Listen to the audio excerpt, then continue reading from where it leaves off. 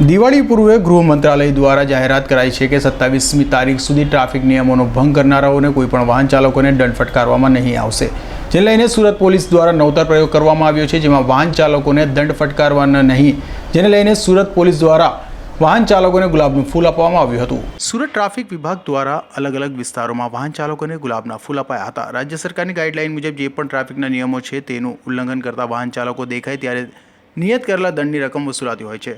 પછી તે હેલ્મેટ ના પહેર્યું હોય કે રોંગ સાઈડમાં હોય કે અન્ય કોઈ પણ પ્રકારના ટ્રાફિક નિયમોનું ઉલ્લંઘન થતું હોય તો તેની સામે કાયદેકીય પગલાં લેવાય છે। પરંતુ જે વાહન ચાલકો દ્વારા ટ્રાફિક નિયમોનું ઉલ્લંઘન કરાઈ રહ્યું હતું તે વાહન ચાલકો અધિકારીઓ દ્વારા ગુલાબનું ફૂલ અપાયું હતું, તેમજ ટ્રાફિકના નિયમો અંગે સમજણ અપાઈ હતી। ટ્રાફિક ડીસીપી અમિતા વાનાણીએ જણાવ્યું હતું કે આજે સુરત શહેરના ગૃહ વિભાગ દ્વારા ટ્રાફિકના નિયમો તોડનારને દંડ આપવાને બદલે અમે માનવીય અભિગમ રાખી ગુલાબનું ફૂલ આપ્યું હતું।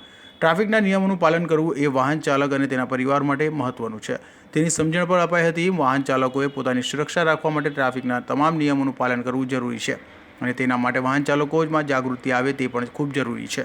તે માટે ટ્રાફિક નિયમોનું પાલન ન થાય તે મને બાબતની સંપૂર્ણ સમજ વાહન ચાલકોમાં આવે તેવા પ્રયાસો કરાઈ રહ્યા છે। દિવાળી તહેવારની ઉજવણીને લઈને ગૃહ વિભાગ દ્વારા દંડ નહીં કરવા જાહેરાત તો કરાઈ છે, પરંતુ લોકોએ કાયદાનું પાલન કરવું અતિ આવશ્યક છે।